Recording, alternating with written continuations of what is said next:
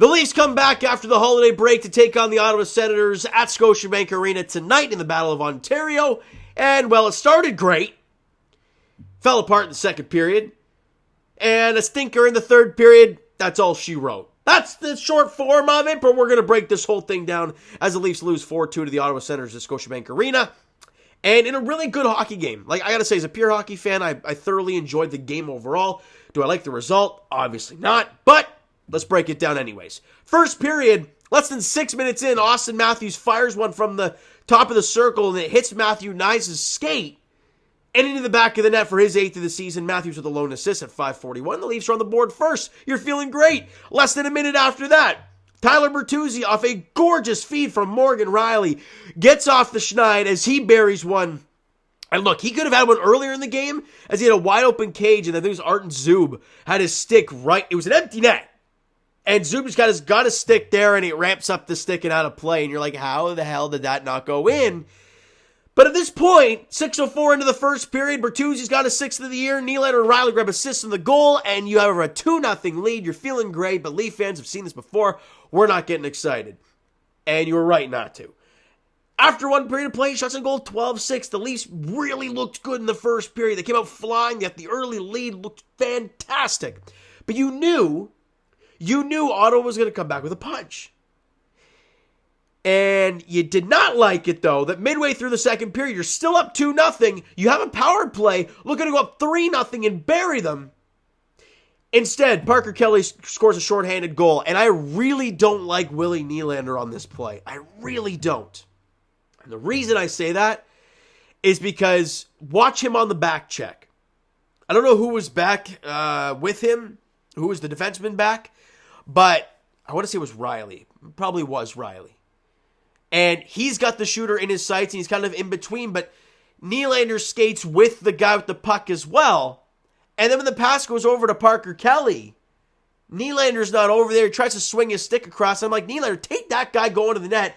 Rielly's got the guy with the puck, and so does the goaltender. Don't let that pass go across seam. And it happens, and it's in the back of the net, posted in for Parker Kelly's 2nd goal of the year. And I believe they said in the game that's both goals have been shorthanded. And that right there turned the tide of the game. It just did. Right? The Leafs had all the momentum in the first period. Look, Ottawa came out in the second period, were much better. But the Leafs had that power play with a chance to bury it and make it a 3-0 lead and kind of ice this game. You don't. They score a shorthanded goal. And now it's a 2-1 game. They have life. They're buzzing. 4 minutes after, Tim Stützle comes down in a 2-on-1 with Drake Batherson, fires it off the pads of Martin Jones, who kicks it right into the slot. And it's your prototypical low shot rebound, right? And Batherson buries it, and we're tied at 2, 14:25 into the second period. Shots on goal in the second period were 14-8 in favor of Ottawa. Leafs played the better first. Ottawa played the better second. It's tied 2-2 after 40 minutes. And in the third period, I thought the Leafs played a pretty good third, but God, Drake Batherson fires one off the shoulder. Martin Jones below the goal line, and it goes down his back, and Jones tries to put his glove in behind to catch it, but it goes just past the line. And just like that, I knocked my camera, and the Ottawa Senators take a 3-2 advantage. And it sucked. But the Leafs had other chances later in the game. My God, the one that everyone's going to have nightmares about is Bertuzzi going straight to the net as Tavares kind of just gets it in front of the net.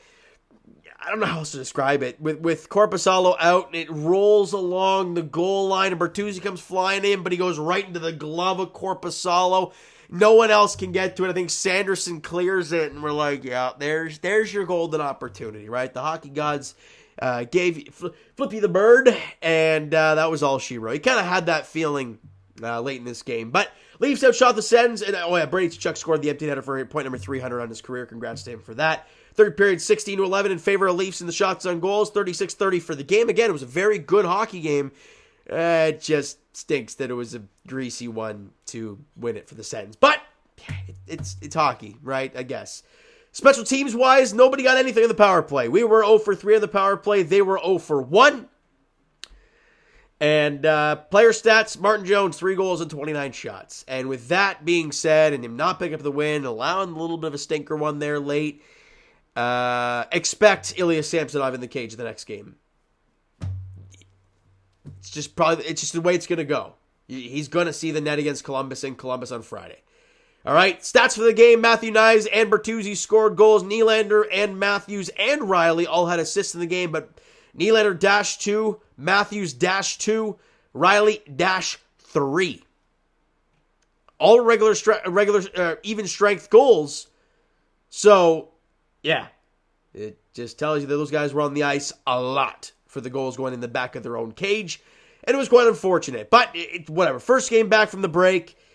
You're right. Whatever. Move on to the next one. Friday in Columbus. For some reason, we're playing these guys again. It's like the third time in like a month. Actually, it's less than a month. Kind of tired of seeing these guys. I really am. 7 o'clock puck drop on Friday in Columbus. As I said, expect to see Ilya Samsonov in that cage for the Toronto Maple Leafs.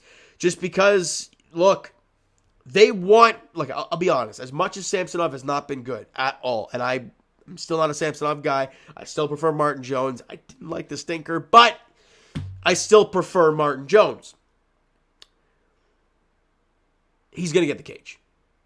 You don't allow a stinker like that in the third period of a tied hockey game and then get the net the next day, unless you're like Andrei Vasilevsky or Igor Shesterkin or some big name like that. You're Martin Jones, okay?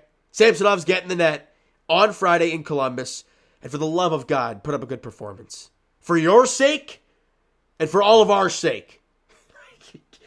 I don't want to see a swimmy Swimsonov in the net. You're probably going to see it, but for the love of God, keep the puck out of the net. Make the easy saves. That's all I got to say. All right, so you know what, guys?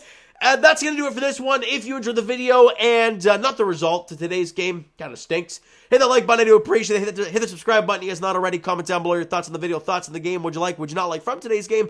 For the Toronto Maple Leafs, Twitter, Discord, Instagram, TikTok, all that stuff is down below. So follow up there if you have not done so already, and I will talk to you guys, of course, Raptors edition on Friday, as well as they're in Boston taking on the Celtics at 7:30 at TD Garden. And as for the Leafs, they're back in action on Friday as well. 7 o'clock puck drop in Columbus against the Blue Jackets. Ilya Samsonov probably getting the net.